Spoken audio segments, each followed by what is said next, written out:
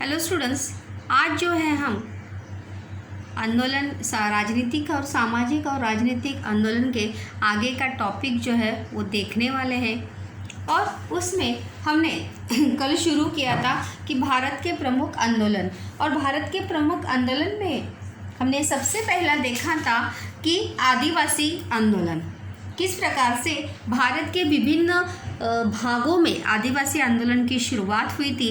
और आदिवासियों की मांग ये थी कि वनों के उत्पादनों और इकट्ठा करने और वन भूमि पर वृक्ष को लगाने का अधिकार जो है उन्हें प्राप्त हो, और साथ ही साथ वहाँ की वन संपत्ति पर पूरी तरह से स्वामित्व जो है वो आदिवासियों का हो। लेकिन अभी तक उस आंदोलन को या उस पर कोई भी निर्णय जो है वो अभी तक हो नहीं पाया है। उसके बाद हम आंदोलन के कतार में दूसरा एक प्रकार देखने वाले हैं, वो है भारत का किसान आंदोलन। भारत का किसान आंदोलन भी एक महत्वपूर्ण आंदोलन जो है वो रहा है उस समय से लेके आज तक। जैसे मैंने कल आपको बताया था कि महात्मा गांधी जी ने चंपारण का जो सत्याग्रह किया था, जहाँ पर नील की खेती के लिए अंग्रेज जो है किसानों को ज़बरदस्ती नील की खेती करने के लिए उत्साहित करते थे, क्या उन्हें किसानों को बोला जाता था। तो उस समय जो किसानों का आंदोलन हुआ था वो किसानों के लिए एक मिसाल जो है आज तक बना हुआ है। देखिए, इसका स्वरूप हम देखते हैं। प्रश्नों के उत्तर संक्षिप्त में लिखिए। ये प्रश्न भी है यहाँ पर कि अंग्रेज़ों के उपनिवेशवादी शासन में सरकार की कृषि विरोधी नीतियों के कारण, जैसे कि मैंने अभी कहा कि अंग्रेज जो है नील की खेती के लिए किसानों पर जोर डालते थे, संगठित होने लगे। फिर वहाँ पर बारडोली, चंपारण, खोती की समस्याओं को लेकर हुए किसानों के आंदोलनों के बारे में आपको जानकारी होगी। स्वतंत्रता संग्राम में या इतिहास में 5th, 6th, 7th में हमने ये ज़रूर चंपारण का सत्याग्रह, ये सभी बातें जो है पॉइंट जो है आपने ज़रूर पढ़े होंगे। किसान आंदोलनों के लिए महात्मा फुले, न्यायमूर्ति रानडे तथा महात्मा गांधी के विचारों से प्रेरणा ली जाती थी। और आप सभी जानते हैं कि चंपारण के सत्याग्रह में स्वयं महात्मा गांधी जी भी उस समय जो है वहाँ पर सम्मिलित थे। कृषि के संबंध में हुए कुछ सुधारों के चकबंदी अधिनियम, भूमि कानून आदि कारण किसान आंदोलन की गति जो है वो धीमी हो गई। लेकिन हरित क्रांति के बाद किसान आंदोलन जो है वो जोर पकड़ा, वो और अधिक क्रियाशील हो गया और किसानों की समस्याओं को सुलझाने के लिए और ज़्यादा क्रियाशील और ज़्यादा गतिशील जो है वो होने लगा। और उसका परिणाम ये हुआ कि किसानों की समस्याएं जो है वो सुलझाने में मदद होने लगी। खेती का उत्पादन बढ़ाने के लिए और देश को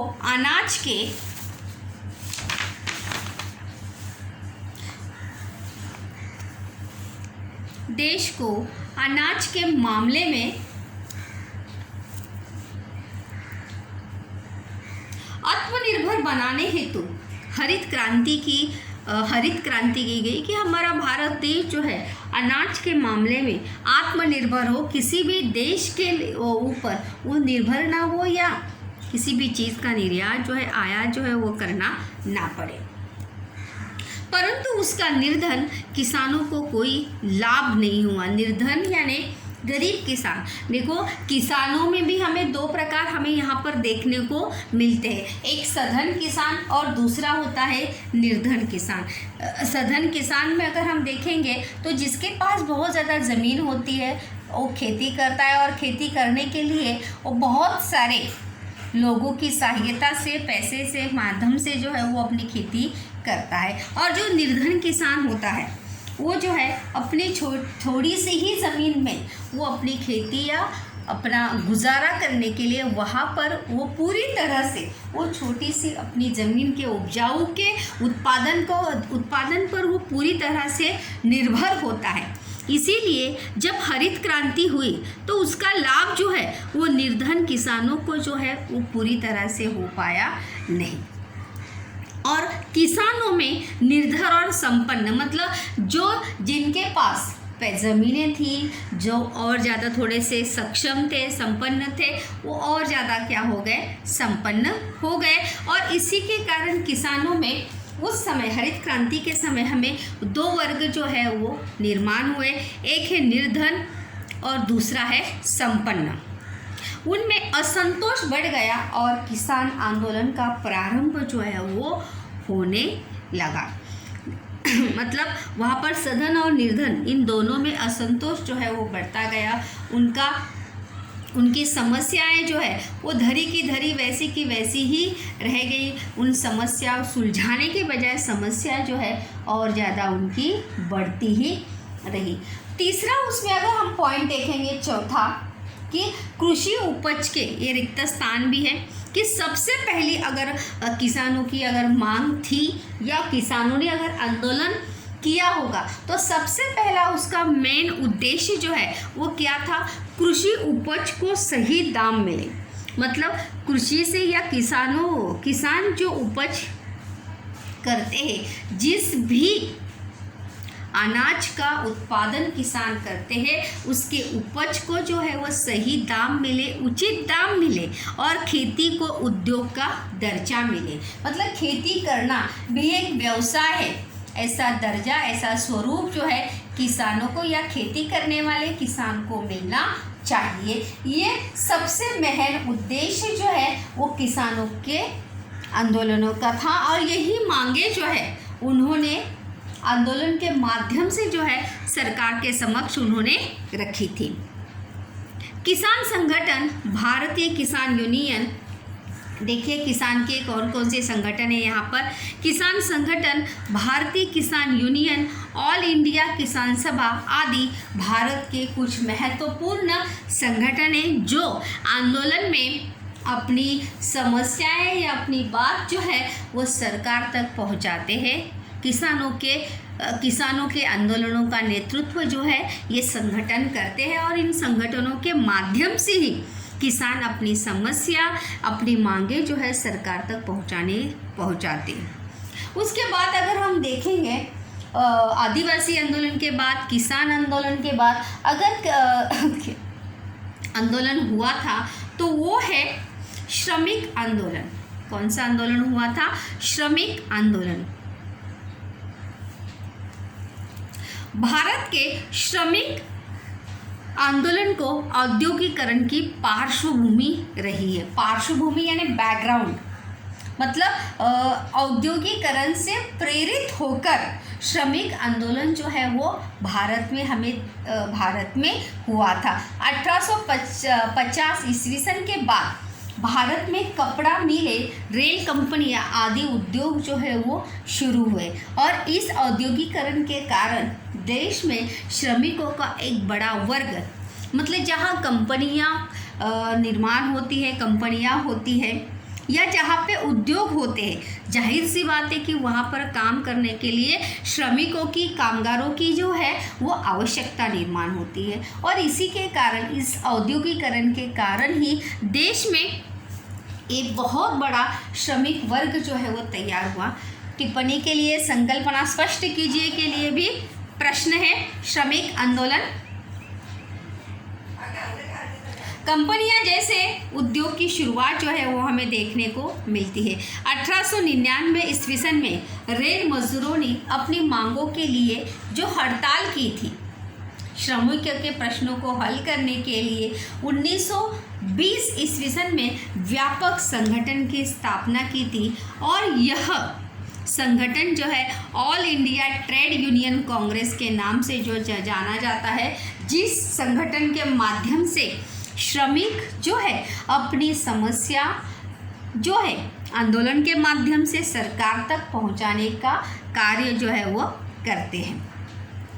उसके बाद अगर देखेंगे तो स्वतंत्रता के बाद जो है हमें स्वरूप जो है वो बदलता हुआ नज़र आता है। स्वतंत्रता के बाद श्रमिक आंदोलन जो है वो अधिक प्रभावशाली ढंग से जो है वो काम करने लगा और 1960 से लेके 1980 तक श्रमिक आंदोलन का प्रभाव जो है वो हमें दिखाई देता है। मतलब जिस समय मुंबई में हो या भारत में कहीं भी कपड़े की मिलें हो, वहाँ पर हमें जो है मिल कामगार या श्रमिक वर्ग जो है वहाँ पर देखने को मिलता है। 1980 के बाद या 1980 या 85 के बाद जो है श्रमिक वर्ग जो है वो पूरी तरह से खत्म हो गया धीरे धीरे करके।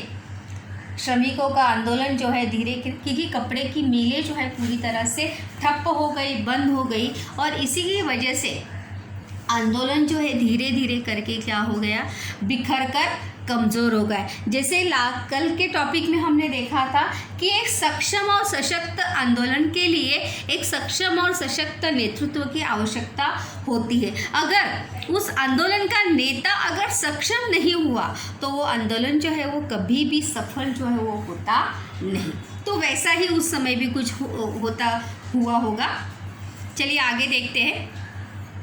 स्वतंत्रता के बाद श्रमिक आंदोलन अधिक प्रभावशाली ढंग से काम करने लगे और इसी के चलते 1960 ईस्वी सन और 70 के दशक में कई श्रमिक आंदोलन जो है वहाँ पर होते हुए देखने को मिलते। देखो यहाँ पर दिया भी है कि भारतीय श्रमिक आंदोलन को औद्योगिकरण की पार्श्वभूमि है, क्योंकि औद्योगिकरण के कारण ही भारत में बहुत सारे उद्योग व्यवसाय जो है वो शुरू हुए थे। कपड़े की मिलें जो है बहुत ज़्यादा मात्रा में 1960 के पहले के 1920 में जो है ज़्यादा से 20 के बाद से लेके 60-80 तक हमें देखने को मिलती है। उसके बाद अगर हम देखेंगे तो श्रमिक आंदोलन में देखिए क्या हुआ आगे इसके।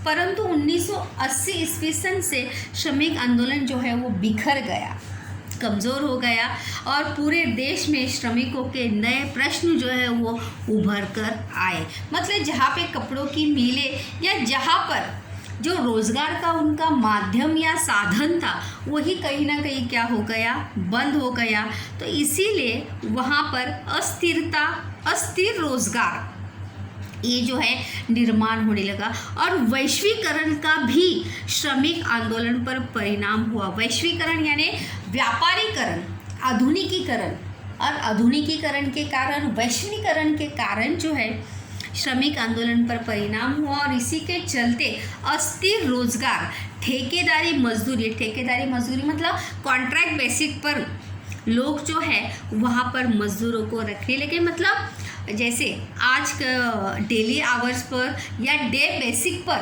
लोगों को जो है काम पर रखने लगे और लोगों के रोज़गार का एक निश्चित समय जो है नहीं होगा। अस्थिर रोज़गार की समस्या जो है लोगों के सामने निर्माण होने लगी। वित्तीय असुरक्षा मतलब पैसा मिलेगा ही, काम करने के बाद भी हमें तनख्वाह या पगार मिलेगा ही, इसकी कोई शाश्वती जो है वो बिल्कुल नहीं थी।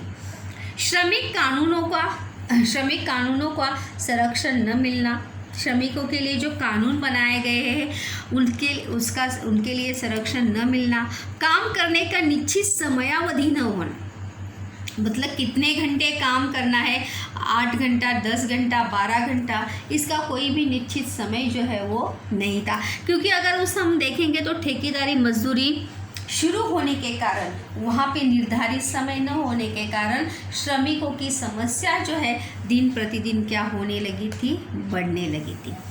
काम की जगह पर असुरक्षितता, मतलब जैसे मशीनें जो है पुरानी हो गई है, बदली नहीं हो गई है और वहीं पर दुर्घटना होना, ऐसे बहुत सारी समस्याएं जो है उस समय उनके सामने थी। अस्वास्थ्य,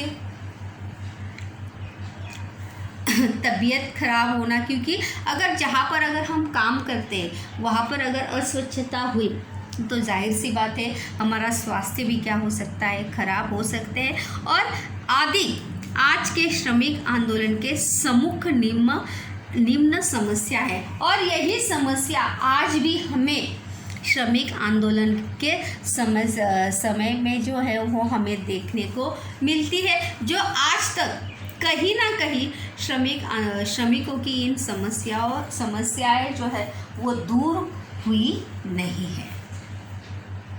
चलिए इसके आगे जो आंदोलन की शुरुआत हुई थी वो चौथा आंदोलन है स्त्री आंदोलन। स्वतंत्रता पूर्व काल से ही अगर हम देखेंगे तो स्त्री आंदोलन की शुरुआत हुई थी। फिर चाहे वो रमाबाई रानडे हो, सरोजिनी नायडू हो, सावित्रीबाई फुले हो, ऐसे बहुत सारे महान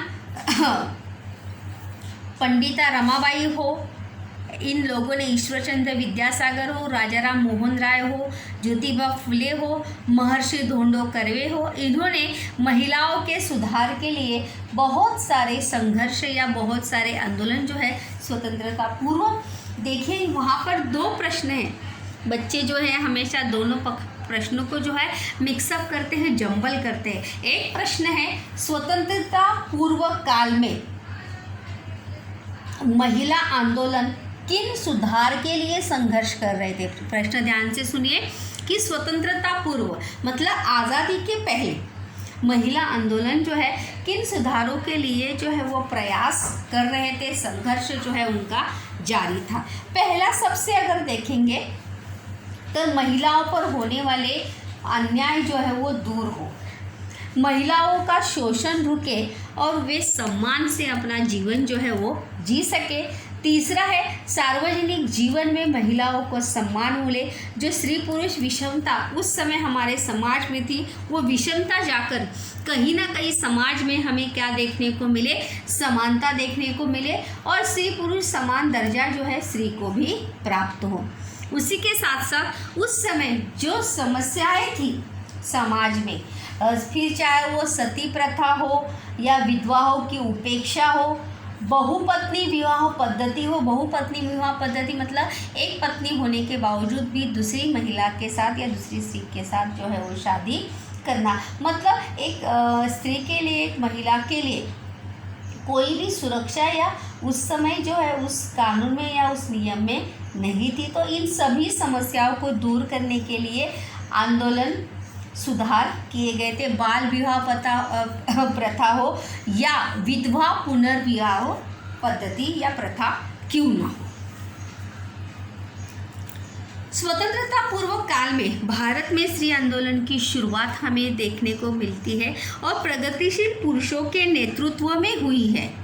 प्रगतिशील पुरुष मतलब महात्मा ज्योतिराव फुले हो या राजाराम मोहन राय क्यों ना हो, इन सभी ने जो है स्वतंत्रता प्राप्ति के पूर्व समाज सुधारक स्त्री पुरुष अगर देखेंगे तो इनके नाम जो है संकल्पना चित्र पूर्ण कीजिए में आप लिख सकते हैं।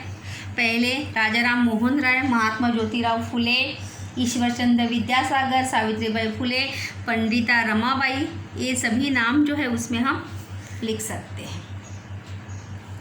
तो पहला यहाँ पर दिया है, देखो, उन्हें स्त्रियों पर होने वाले अन्याय, उनके शोषण की रोकथाम होकर उन्हें सम्मान के साथ जीने के लिए तथा वे सार्वजनिक जीवन में सहभागी हो सके, सम्मिलित हो सके, इसके लिए आंदोलन जो है सुधार हुए। ईश्वरचंद्र विद्यासागर, राजाराम मोहन राय, ज्योतिराव फुले, ये सभी नाम जो है आप समाज सुधारक में लिख सकते हैं स्वतंत्रता पूर्व। महर्षि धोंडो केशव कर्वे जो मैंने आपको बताया था कल। पंडिता रमाबाई रानडे, पंडिता रमाबाई और रमाबाई रानडे ये दोनों अलग अलग है, याद रखिए। आती की अगुवाई से यानी इन्होंने इसकी शुरुआत की थी। Let be start to him now. सती प्रथा को विरोध करना, विधवा का पुनर्विवाह, स्त्री शिक्षा, चाहे तो बाल काटने की जो प्रथा थी पति की मृत्यु के बाद उसका विरोध करना, ये सभी समस्याओं के लिए जो है उस समय स्वतंत्रता पूर्व में ही आंदोलन की शुरुआत जो है वो हमें देखने को मिलती है। फिर भी कई क्षेत्रों में स्वतंत्रता के बाद भारतीय संविधान में स्त्रियों को सभी प्रकार के समान अधिकार प्रदान किए गए और इसी के साथ साथ संविधान में भी ये सभी अधिकार जो है हमें देखने को मिलते हैं।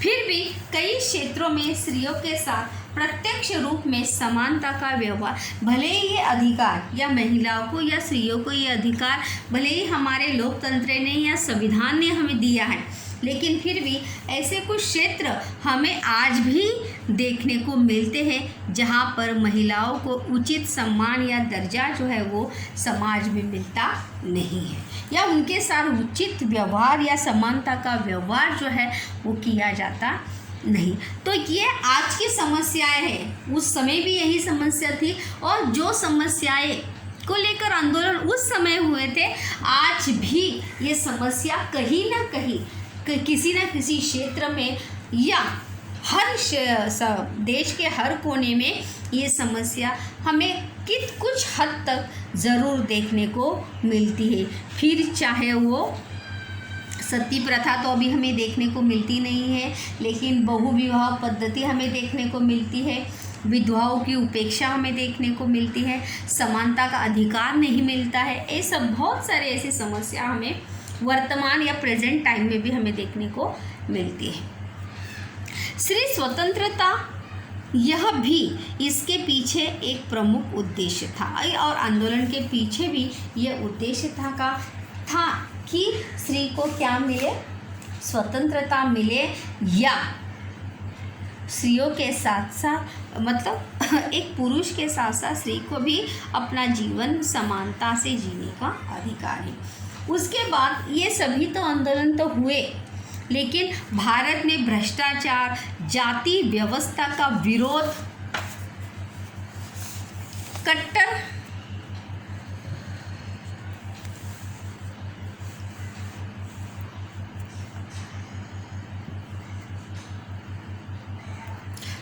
धार्मिकता का विरोध जैसी समस्याओं के विरोध में भी आंदोलन की शुरुआत होती। कभी कभी अगर हम देखते हैं तो प्रांतवाद को लेकर, भाषावाद को लेकर, धर्मों को लेकर, जाति को लेकर आए दिन जो है आंदोलन हमें हमारे देश में कहीं ना कहीं हमें देखने को मिलते ही है कि लोग जो है धर्म के नाम पर, जाति के नाम पर जो है या प्रांत के नाम पर आंदोलन करते हुए देखने को मिलते हैं। इन आंदोलन में स्त्रियां बड़े पैमाने में सहभागी हुई। इनके द्वारा स्त्रियों को अपने पर हुए अन्याय का बोध जो है वो हुआ, और स्त्रियों के नेतृत्व में स्त्री आंदोलन की शुरुआत जो है वो हमें देखने को मिलती है। और भारतीय स्त्री आंदोलन में एकता नहीं है, परंतु स्त्री संगठन, स्त्री स्वास्थ्य, उनकी सामाजिक सुरक्षा, उनकी आर्थिक आत्मनिर्भरता और सक्षमीकरण यानी खुद के बलबूते पर किसी के ऊपर निर्भर न होना, जैसे विभिन्न मुद्दों पर विविध स्तरों पर कार्य कर रहे हैं। और स्त्री शिक्षा और मनुष्य के रूप में दर्जा प्राप्त या प्रतिष्ठा प्राप्त करने का आग्रह जो है, यह स्त्री आंदोलन के सामने आज बड़ी चुनौती जो है ये हमें देखने को मिलती कि स्त्री शिक्षित तो हुई है, लेकिन आज भी एक मनुष्य के रूप में दर्जा जो एक स्त्री को या एक महिला को मिलना चाहिए, वो आज भी कहीं ना कहीं न मिलता हुआ हमें समाज में देखने को मिलता है। तो इसीलिए समाज में या हमें देश में ऐसी बहुत सारी ऐसी घटनाएं घटती हुई सुनने को मिलती है जो होनी नहीं चाहिए।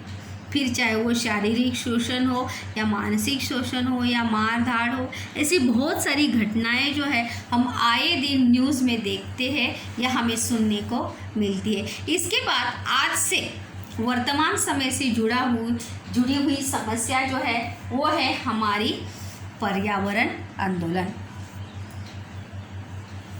पर्यावरण का होने वाला ह्रास, यह वर्तमान समय की राष्ट्रीय और अंतर्राष्ट्रीय, इसको जो है हम बाद में देखते हैं राजेंद्र सिंह राणा को। पहले let me this continue this topic now first of all, then we सी।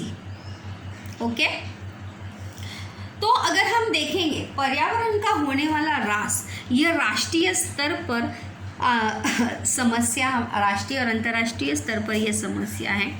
यह हम जानते ही हैं कि पर्यावरण का ह्रास करने के लिए सर्वस्वी अगर कोई जिम्मेदार है तो वो कौन है? स्वयं हम मनुष्य हैं, क्योंकि पर्यावरण खुद अपना विनाश जो है वो कभी भी करेगा नहीं, ना ही वो कर सकता है। इसके लिए पर्यावरण का ह्रास रोकने के लिए बहुत सारे आंदोलन जो है वो चलाए जाते हैं, अभी भी चल रहे हैं। फिर चाहे वो पानी की समस्या हो, पेड़ों की समस्या हो, ऐसे बहुत कचरे की समस्या हो, प्रदूषण की समस्या हो, इन सभी समस्या जो है किससे जुड़ी है? पर्यावरण समस्या से जुड़ी हुई है। इसके बाद अगर हम देखेंगे तो भारत में भी पर्यावरण से संबंधित विविध विषयों को महत्व देते हुए कई आंदोलन जो है वो चल रहे हैं। जैव विविधता की रक्षा, मतलब प्रकृति ने में जो हमें चीज़ें दी है, फिर चाहे वो प्राणी हो, पक्षी हो, पेड़ हो, इन सभी की रक्षा करने की जिम्मेदारी किसकी है? मनुष्य की है। और मनुष्य को उस जिम्मेदारी को बखूबी क्या करना चाहिए? निभाना चाहिए। दूसरा है पानी के विभिन्न स्रोतों का संवर्धन। पानी जो हमें, जैसे हम कहते हैं जल ही जीवन है, तो पानी की जो स्रोत है, फिर चाहे वो नदी हो, कुआं हो, झरना हो, उन सभी का हमें क्या करना चाहिए? संवर्धन करना चाहिए।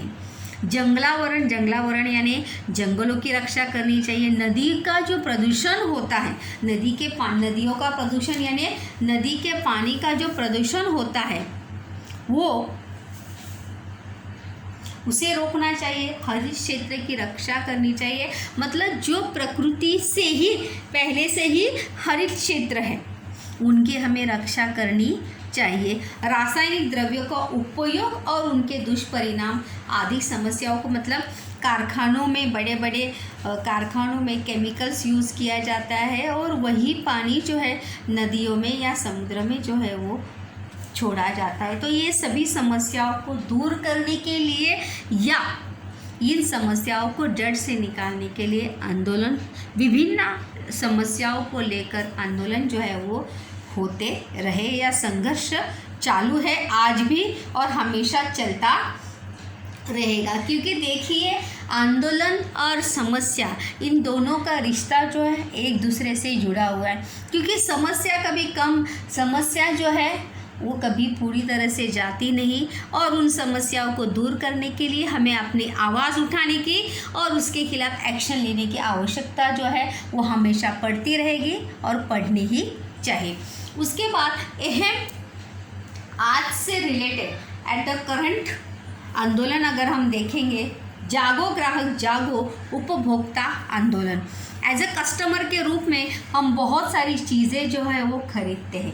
अगर उस चीज़ के जो चीज़ हम वस्तु हम खरीदे हैं, अगर उसमें कोई मिलावट हमें मिलती है, खराब होती है, हमारे साथ कोई धोखाधड़ी होती है, तो हम जागो ग्राहक जागो इस संगठन के ज़रिए अपनी शिकायत दर्ज करा सकते हैं। इसकी शुरुआत जो है उपभोक्ता आंदोलन की, कस्टमर जिसे कहते हैं, 1986 ईस्वी सन में उपभोक्ता आंदोलन संरक्षण अधिनियम अस्तित्व में आया और तत्पश्चात उपभोक्ता आंदोलन जो है वो शुरू हुआ है 1986 के बाद। इस आंदोलन का उद्देश्य बड़ा व्यापक है कि समाज का प्रत्येक घटक उपभोक्ता है। हम आए दिन रोज कुछ ना कुछ वस्तुएं, चीज़ें जो है वो खरीदते हैं। अगर उन वस्तुओं में अगर समस्याओं के साथ जूझना पड़ता है, जैसे मिलावट, वस्तुओं के बढ़ाए गए दाम, कभी कभी देखो जो छपी हुई प्राइस है उससे ज़्यादा कभी पैसे लिए जाते हैं, कभी दाम ज़्यादा होता है तो वो वस्तु जो है उस क्वालिटी की नहीं होती है, कभी कभी खराब एक कंपनी की वस्तु होती है, दूसरी कंपनी का लेबल लगाकर उस वस्तु को बेचा जाता है। तो इन सभी धोखाधड़ी से बचने के लिए, उपभोक्ताओं का संरक्षण करने के लिए उपभोक्ता आंदोलन का उदय जो है वो हुआ है। अगर हम यहाँ पर एक बहुत ही ज़रूरी ऐसा प्रश्न है जिसे जल पुरुष किसे कहते हैं? जल पुरुष जो है डॉक्टर राजेंद्र सिंह राणा, याद रखिए कि जल पुरुष, नाम याद रखिए, जल पुरुष जल क्रांति जिन्होंने की थी, इसीलिए उन्हें जो है जल पुरुष के नाम से भी उन्हें जाना जाता है, जिनका नाम है doctor Rajendra Singh Rana. Let be see कि भारत के जल पुरुष नाम से विख्यात डॉक्टर राजेंद्र सिंह राणा जी ने राजस्थान में हम देखते हैं कि पानी की समस्या जो है हमेशा होती है, रेतीला वो प्रदेश है, और इसीलिए राजस्थान में हजारों जोहड़ यानी नदी पर बनाए गए मिट्टी के बांध, जोहड़ बनाए गए, हजारों मिट्टी के बांध बनाए गए और निर्माण के माध्यम से वो लोकप्रिय बने। सिंह जी ने राजस्थान की मरुभूमि में नदियों को पुनर्जीवित करने का काम किया है और उन्होंने तरुण भारत संघ इस संगठन की स्थापना करके ऐसे सैकड़ों गांव में लगभग 11,000 जोहड़, देखो ये संकल्पना स्पष्ट के लिए भी टिप्पणी लिखिए के लिए भी ये प्रश्न है, और जिसे जल पुरुष किसे कहते हैं, राजेंद्र सिंह राणा के कार्य संकल्पना क्षेत्र पूर्ण कीजिए में भी है ये।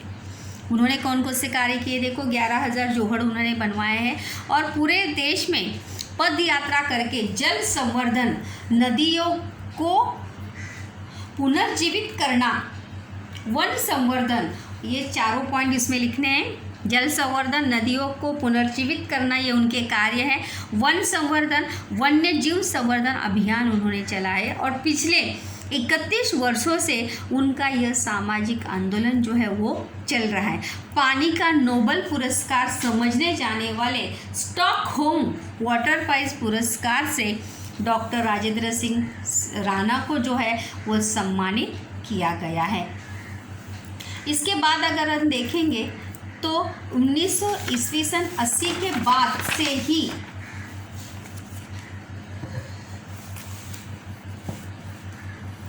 आंदोलन हुए, उन्हें नव सामाजिक आंदोलन कहा जाता है क्योंकि उनका स्वरूप पूर्ववर्ती आंदोलन से क्या है, भिन्न है। ये आंदोलन अधिक विषयनिष्ठ होने लगे हैं, अर्थात प्रत्येक विषय को लेकर जन आंदोलन जो है वो बनाए जा रहे हैं, मतलब किसी भी टॉपिक को लेकर आंदोलन जो है वो शुरू हो रहे हैं।